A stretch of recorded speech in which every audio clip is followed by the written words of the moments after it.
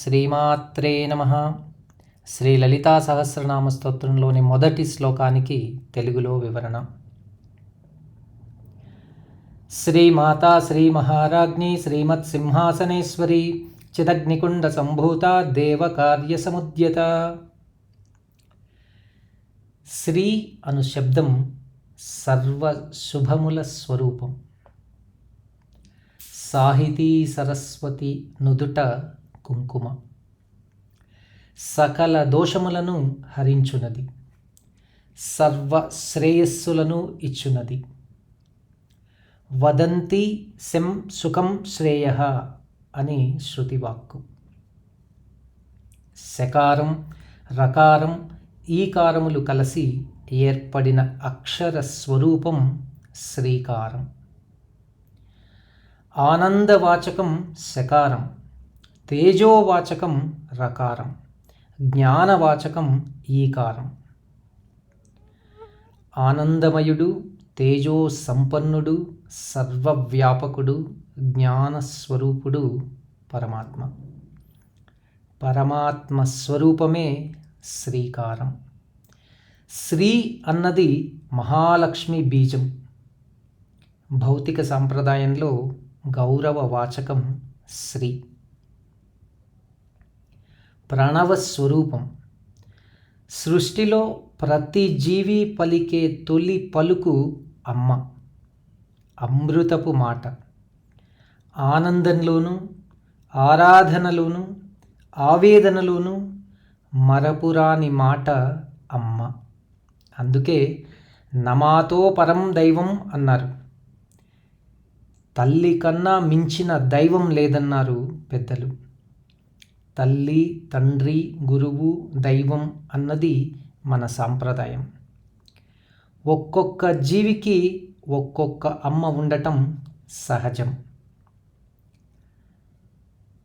అమ్మలగన్నయమ్మ ముగురమ్మల మూలపుటమ్మ చాలా పెద్దమ్మ సురారులమ్మ కడుపారడి బుచ్చినయమ్మ తన్నులో నమ్మిన వేల్పుటమ్ముల మనమ్ముల ముండెడియమ్మ దుర్గ మాయమ్మ కృతాబ్ధి ఇచ్యుత మహత్వ కవిత్వ పటుత్వ సంపదల్ అన్నారు బమ్మెర పోతన భాగవతంలో. దుర్గమ్మ జగత్తుకు మాత, జగన్మాత, అమ్మ. సర్వేషాం జననీ, సర్వులకు జననీ. చరాచర జగత్తును సృష్టిస్తూ లాలిస్తూ పోషించుచున్నది అమ్మ. తప్పులు చేసినప్పుడు దండించు పరాశక్తి, మమతానురాగాల స్రవంతి అమ్మ. అంతటా తానై చరిస్తూ సర్వమును కదిలించుచున్న మహాప్రాణశక్తి స్వరూపం శ్రీమాత. ఓం ఐం హ్రీం శ్రీం శ్రీమాత్రే నమః. బ్రహ్మ మొదలు పిపీలికం వరకు గల చరాచర జీవరాశుల సమాహారమే ఈ జగత్తు. 14 లోకాల సమిష్టి స్వరూపం. జగత్తు నిర్మాణమే ఈ సృష్టి.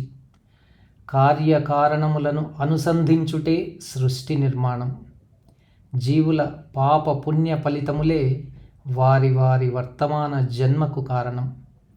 వాటిని అనుసరించి శరీరముల కూర్పు, శరీరములకు తగిన జీవన విధానం, జీవన నియమములను నియమించున్నది, నిర్ణయించున్నది పరమేశ్వరి. సృష్టి స్థితి లయములు మరల జరుగుచూనే ఉండును. సృష్టి చక్రమునకు అధిపతి పరాశక్తి. పంచభూతములు తమ తమ ధర్మములు అనగా ఏ ప్రదేశమునకు తగిన విధముగు పంటలను ఉత్పత్తి చేయుట పృథివీభూత ధర్మం. పంటలకు సకల జీవులకు నీరందించటం జలభూత ధర్మం. సర్వజగత్తుకు ప్రకాశమును దాహక శక్తిని అందించటం అగ్నిభూత ధర్మం. సకలమునకు అనుకూలంగా వీచుట వాయుభూత ధర్మం. తన యందున్న గ్రహతారకములు గతులు తప్పకుండా గమనించుట ఆకాశభూత ధర్మం. వీటినే పంచభూత ధర్మములు అంటారు పెద్దలు. పంచభూతములు సకలమునకు ఆధారహేతువు కూడా. పంచభూతములను వాటి వాటి ధర్మమునందు నియమించుటే పంచభూత పాలన. దానిని నియమించున్నది పరమేశ్వరి. సమస్త కర్మలను శాసించున్నది, నియంత్రించున్నది జగన్మాతయే. మహారాజ్ఞిలోని మహాశబ్దం బ్రహ్మ పదార్థాన్ని సూచిస్తుంది. భూహు, భువః, సువః అను 3 వ్యాహృతుల సమిష్టి తత్వమే ఈ బ్రహ్మం. అదియే ఆత్మస్వరూపం. మహా అను పరతత్వమునకు అధిపతి మహారాజ్ఞి. ఓం ఐం హ్రీం శ్రీం మహారాజ్ఞై నమః. ఆసనములలో సింహాసనం శ్రేష్టమైనది. క్షాత్రమునకు, ఆధిపత్య అధికారములకు ప్రతీక సింహాసనం. దర్పమునకు సంకేతం. రాజాధిరాజుల సభాభవనములందుండును. అమ్మ సింహాసనం శ్రీమత్ సింహాసనం. సింహ శబ్దమును తారుమారు చేసినప్పుడు అది హంసిగా మారును. హంస యొక్క శక్తి హంసి. హంస అనగా ప్రాణశక్తి అని అర్థం.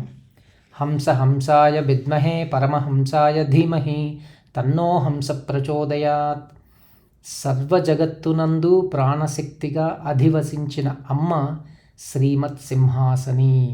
సర్వప్రాణులందుండు ప్రాణశక్తి యొక్క సమిష్టి తత్వమే శ్రీమత్ సింహాసనేశ్వరి. సర్వమునందుండు శక్తి చైతన్యమే అమ్మ. సృష్టి స్థితి లయములకు కారణమవుతోంది. సింహం హింసకు సంకేతం. అసనం అనగా ఆహారం. ప్రళయకాలంలో సర్వజగత్తును తనలో లయం చేసుకున్నది అమ్మ. ఈ విధంగా అమ్మ శ్రీమత్ సింహాసనేశ్వరిగా నుతించబడుతోంది. ఓం ఐం హ్రీం శ్రీం శ్రీమత్ సింహాసనేశ్వర్యై నమః. శ్రీమాత, శ్రీ మహారాజ్ఞి, శ్రీమత్ సింహాసనేశ్వరి అను 3 నామాలు సృష్టి స్థితి లయములను తెలుపుతూ ఉన్నాయి. సృష్టి స్థితి లయములు మరల కలుగుతూ ఉంటాయి. శాశ్వతమగు శ్రీ శబ్దం పరబ్రహ్మాన్ని సూచిస్తుంది. శాశ్వత తత్వమగు పరబ్రహ్మోపాసన సర్వదా శ్రేయమనుటను గుర్తు తెచ్చుతున్నదే. అదే శ్రీకారం. దానిని త్రికరణ శుద్ధిగా ఆచరించమనుటే శ్రీ శబ్దమును 3 మార్లు పలుకటలో నిగూఢ రహస్యం. ద్వే వావ బ్రహ్మణో రూపే మూర్తంచ అను శృతిని అనుసరించి మూర్తము అమూర్తము అని బ్రహ్మమునకు రూపములు 2. కరచరణాదుల కూడి రూపనామక్రియలతో ఉండునది మూర్తము సగుణం. ఉపాసనకు ఉపయోగపడినది. రూపనామక్రియలు లేని నిరామయ తత్వం అమూర్తం. ధ్యానం చేత సాధ్యమగునది. జ్ఞానులకు మాత్రమే పరిమితమైనది. చైతన్యం యొక్క శక్తి తత్వం చిచ్చక్తి పరమేశ్వరుని రూపం. ప్రకాశమయం, తేజోమయం. అదియే చిదగ్నిగా మొట్టమొదటి ప్రకటితమైన తేజస్వరూపం. ఒకప్పుడు దేవతలు తాము చేసిన మహత్కార్యములకు తమ శక్తి సామర్థ్యములే కారణమని అహంకరించారు. అప్పుడు వారిని అజ్ఞానం ఆవరించింది. దీనితో దేవతలు శక్తిహీనులయ్యారు. అసుర శక్తులు విజృంభించాయి. వాటిని అణచుటలో విఫలులయ్యారు. చేసిన తప్పును తెలుసుకున్నారు దేవతలు. తమ శక్తులను అంగములను వ్రేల్చుతూ యజ్ఞమునొకదానిని చేశారు. అమ్మ సంతృప్తి చెందింది. దేవతల అజ్ఞానం నశించింది. బ్రహ్మాది దేవతలు తిరిగి శక్తిమంతులయ్యారు. బ్రహ్మాది దేవతలు యజ్ఞములో ప్రేల్చిన వారి శక్తుల సమిష్టి 1000 కోట్ల తేజోరూప శక్తిగా ఆవిర్భవించింది. పురుష రూపం కానిది, స్త్రీ రూపం కానిది ఆ మహా తేజోరూపం. శక్తి అనగా గుర్తుకు వచ్చినది స్త్రీతత్వం. అందుకే నానా విధములగు ఆయుధములను ధరించిన స్త్రీ రూపంగా మారిపోయిందా మహా తేజస్సు. ఆమెయే దుర్గా, శ్రీలలిత, రాజరాజేశ్వరి. అమ్మ జన్మించిన శుభప్రదమగు రోజు చైత్రశుక్ల నవమి శుక్రవారం. ఆ మహాతేజో రూపం చిదగ్ని రూపం. దాని యొక్క రాశిభూతం అగ్నికుండం. అందుండి రూపమును పొందిన అమ్మ చిదగ్ని కుండ సంభూత. ఓం ఐం హ్రీం శ్రీం చిదగ్నికుండ సంభూతాయై నమః. పరతత్వ భావన మరుగున పడుటయే అజ్ఞానం. అజ్ఞానమన్నదే అసురీ భావన. అతినిద్ర, డాంబికం, హింస, అధర్మానుచరణ అనునవి అసురీ భావనలు. వీటిని కలిగినవాడు, అనుసరించువారు అసురులు. అసురులే రాక్షసులు. వారిని సంహరించుటే దైవత్వము యొక్క లక్ష్యం కూడా. దేవకార్యం కూడా అదే. పరతత్వం అనేక విధములుగా ప్రకటితమగుట కూడా దేవకార్యం. ధర్మాన్ని వివరించి ఆచరించి చూపటమే ధర్మరక్షణ. ధర్మరక్షణకు అనేక రూపాలు అవసరం. అసురీభావాలకు రూపముకు బండాసురుడు, ముండాసురుడు, మహిషాసురాదులను సంహరించటం దేవకార్యములు. ధర్మమును కాపాడుటకు రాక్షస సంహారమున అవతరించిన అమ్మ దేవకార్య సముద్యత. ఓం ఐం హ్రీం శ్రీం దేవకార్య సముద్యతాయై నమః. ఓం శ్రీమాత్రే నమః.